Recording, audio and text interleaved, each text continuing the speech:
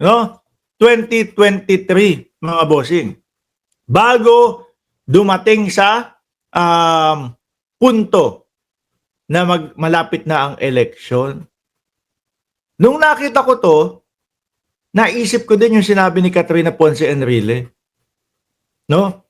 Mayroong pinopondohan ang China sa ating bansa, mga bossing. Naisip ko, hindi kaya itong meeting na ito ay ang pag-aabot ng pondo, no? Para sa mga taga-PDP, para may pangampanya sila. Nagtatanong lang. Di ba? Nagtatanong lang ho tayo, mga kababayan. Tapos, ano pa yung mga lumabas na mga balita? Ang sinasabi, bumibili ng kandidato ang China, no? Para iluklok po sa Pilipinas, mga kababayan. Ay, yung Alice Guo nga ho eh. No, biruin mo, mga kababayan, bayan natin, bansa natin, tapos mayroon pong isang mayor na nakaupo na ang tunay na pangalan ay Guo Haping. Oh, Chinese. Paano na lang po kung nababasa ni Guo Haping yung mga ano natin, yung mga depensa natin, no, laban sa China, at ibinabato niya to lahat doon. For honest government, both Heidi Castro, Brosas, Calyodi, Colmenares, Luke, Jokno, Kiko, Abalo, sorry, Bam, Pro Sara pala. Ayun nga, Pro Sara si Bam. PDP laban meets with Chinese Communist Party delegates. PDP laban recent met, no, with the International Department of the Chinese Communist. Bakit? Para saan kaya to? No? Napapaisip po talaga tayo sa kanila. At Sheraton Hotel Pasay City to boost inter-party ties. Aba, talagang allied sila. Talagang ties sila and strengthen bilateral cooperation between, no, China and the Philippines. Nako po. Magsasalita pa po ba ako tungkol dito? Ayan na, sila na po mismo ang nagpapaskil at nangangalandakan. Ano? Chinese Communist Party. Tapos ties with the Philippines. Wag naman. Di naman. Baka kayo-kayo lang dyan.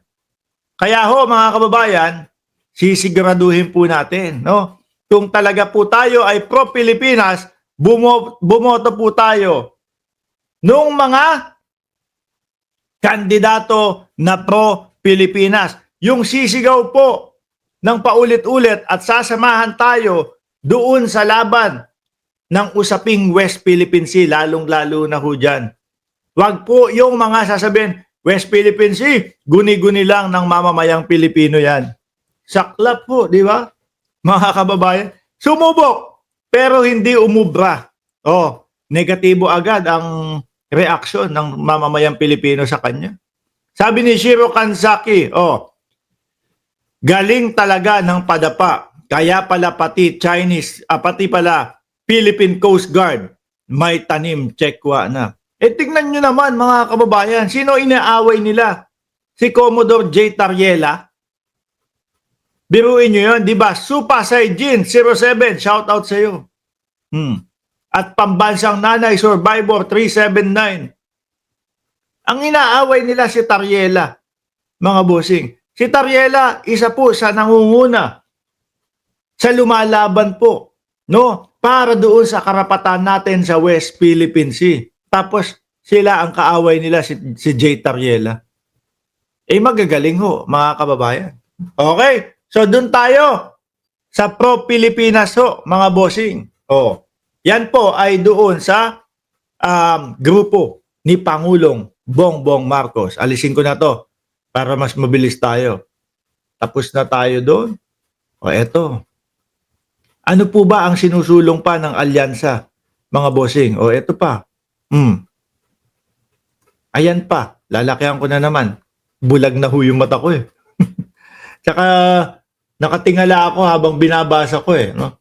Sabi dito ng alyansa, no? Alyansa Senatorial Candidate nangakong magtatalaga ng committee chairperson na magpupursigeng maipasa ang National Land Use Act. Ano po ba ito, mga kababayan? Tiniyak ng mga senatorial candidates, no, ng Alyansa para Bagong Pilipinas na ipupursige nila, no, maipasa ang National Land Use Act sa mataas na kapulungan.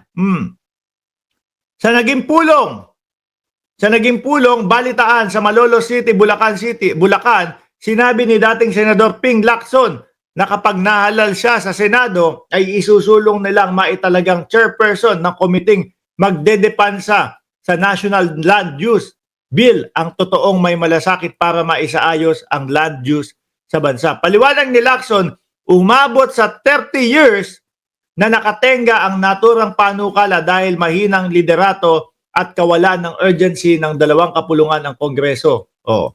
Yan po. Isa sa mga ipupush ng alyansa. Pro-China pa ba tayo? Siyempre, alam nyo na kung sino-sino yung mga pro-China na yan. Kaya iwasan na ho natin. Ngayon mga kababayan, bago tayo dumako doon sa INC senatorial endorsement, puntahan lang muna natin ng mabilisan po, no? Si Willie Revillame, mga kababayan. Ito si Kuya Will. Kuya Will! 5,000! Bigyan ng jacket dyan! Diyos ko po. Bumagsak na din po ang kandidatura ni Kuya Will, lalong-lalo na po sa mga survey, mga kababayan. Kung dati, pang-7, pang-8, minsan pa nga umaabot ng pang-5, ngayon nasa pang-15 na ho si Kuya Will, mga bossing. Kaya nung nakita natin na namimigay po, jacket ba yung pinapamigay o t-shirt doon sa kanyang campaign rally, mukhang mainit na ang ulo. Sabi po dito ni Kuya Will, mga kababayan, kung pwede kong i-check pag nanalo ako, kung pwede kong i-check pag nanalo ako,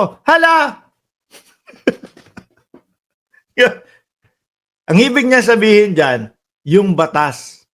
No? Ibig sabihin, pag nanalo pa lang talaga, saka kikilo si Kuya Will. Bakit po natin nasabi yun? Ang trabaho po ng senador, mga kababayan, gumawa po ng batas Lagi ko nga pong sinasabi dito sa ating vlog, mga boss, Chief Amo, sir. Ano po? Lagi nating sinasabi dito sa ating vlog na ang isang kumakandidato po, no? Ang una niyang ikukumbinse ay ang kanyang sarili. Mga kababayan, ang kanyang sarili. Bakit? Paano po yun? Ano nangyari doon, Mark? Bakit ikukumbinse pa yung sarili?